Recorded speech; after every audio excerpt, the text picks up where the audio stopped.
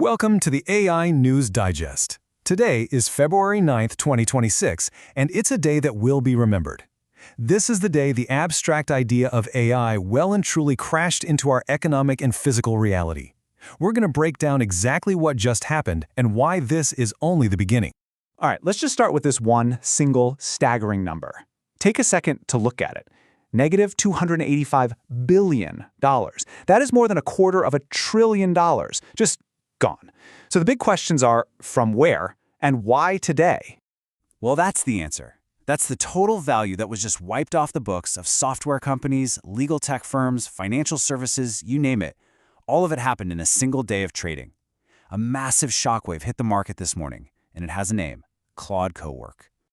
So, that's where we're going to start, with this massive market shock. Analysts are already calling it a bloodbath, and it's all because of Anthropic's new AI plugins. You see, the fear that's ripping through the markets is that the entire business model that has powered tech for the last 20 years, it might now be fundamentally broken. And the reason for all this panic comes down to this one term: agentic AI. This is the absolute key to understanding what's going on. We are moving way beyond AI as just a helpful assistant, a co-pilot. These new systems, they're becoming direct competitors. We're not talking about helping you write an email anymore. We're talking about AI independently running an entire marketing campaign, reviewing legal contracts from start to finish, and analyzing complex financial reports all on its own. And this table really shows you the immediate fallout. I mean, look at this. The S&P Software Index down over 7% this week. Microsoft trading a full 21% below its annual high. This is way more than just a dip. It's a fundamental reshaping of the world. So to really get a handle on it, we're going to break down 5 key stories from today. First, this market shock itself. Second, how AI is literally hitting the streets in the physical world. Third, the silicon power struggle underneath it all. Fourth, the mind-bending revolution of software that builds itself. And finally, the global battle for who's in control. Okay, so let's shift gears now, because while investors are panicking about software on a screen, autonomous hardware is literally rolling off assembly lines. This is where the financial story becomes a very physical one. So today in China, Pony.ai and Toyota hit this huge milestone. And let me be clear, these aren't just some fancy prototypes. These are the first mass-produced BZ4X robotaxis. And look at that last point, a 70% cost reduction. That's the magic number. That's what suddenly makes the whole idea of a robotaxi fleet actually work at scale. They're planning to roll out over 1,000 of these just this year. And this isn't just happening in Asia. Not at all. Over here in the West, Waymo is now operating at a truly massive scale. They just got a new $16 billion funding round, and they're already delivering 400,000 rides every single week. They're expanding to 20 cities. So yeah, the era of just proving the concept, that's over. We are now firmly in the era of scaling a commercial reality. And this whole trend isn't just limited to the ground. The push for physical autonomy is also taking to the skies. A company called Skyrise just pulled in $300 million for its AI-powered flight control system, SkyOS.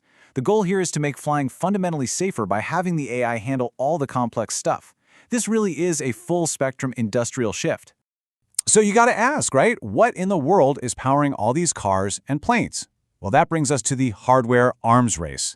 There is this unbelievable power struggle going on at the silicon level to build the actual backbone for this whole revolution. Just look at this leap in power. NVIDIA's new Rubin platform is now in full production, and it packs 336 billion transistors onto a single GPU. That's up from 208 billion in the last generation, which was already insane. But this isn't just about raw power. It's about reducing the cost of running these giant AI models by up to 10 times. That's what makes that agentic AI we talked about actually economically feasible for everyone. But NVIDIA isn't the only one playing this game. You have Apple, of course, making a very strategic move with its own custom Vultr chip.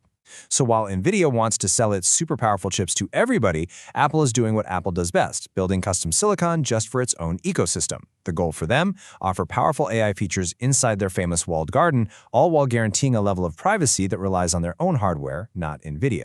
But all this incredible compute power, it comes at a pretty steep cost. Turns out the new bottleneck isn't the silicon itself, it's energy. Just look at Virginia, which is a huge hub for data centers. Those facilities now consume over a quarter of the entire state's electricity. So sustainable intelligence isn't some buzzword anymore. It's becoming the #1 barrier to growth. So let's connect this hardware explosion all the way back to the software that kicked off our story today. Because we are at the dawn of a new agentic revolution, where software isn't just being written by people anymore, it's starting to write itself. This quote just perfectly captures this paradigm shift. OpenAI just launched GPT 5.3 Codex, and what's so profound about it is that it's the first model that was actually used to help create itself. The team at OpenAI used early versions of it to debug its own code and manage its deployment. Think about that. The speed of innovation is no longer limited by how fast humans can work. And this brings us right back full circle to that market crash. This slide brilliantly illustrates the economic shift that's happening. We're moving from step 1, traditional software sold with per-user licenses, all the way to step 3. That's a world where you don't pay for access to a tool, you pay an autonomous business agent for a specific result. And that is exactly what has investors so terrified. So when you have this much change happening this fast in markets, in hardware, in software, it all leads to one final, very high-stakes conflict. And that is the battle for control. The battle over who gets to set the rules for this new world. Right here in the United States, there's a huge constitutional clash brewing. You've got the federal government pushing for a single light-touch national framework. They want to basically override state laws to speed up development. But then you have states like California and New York pushing back hard, passing their own laws to protect their citizens from specific harms, like algorithmic bias. And if we zoom out, you'll see this is a global phenomenon. From the EU's Big AI Act to South Korea's new Basic AI Act, nations all over the world are jumping in to implement their own rules.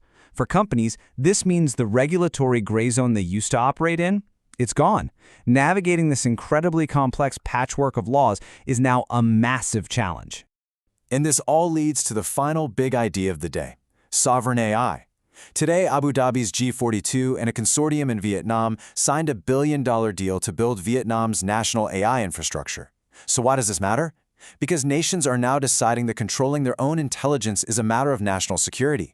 They want to own their country's brain, not just rent it from a foreign tech giant.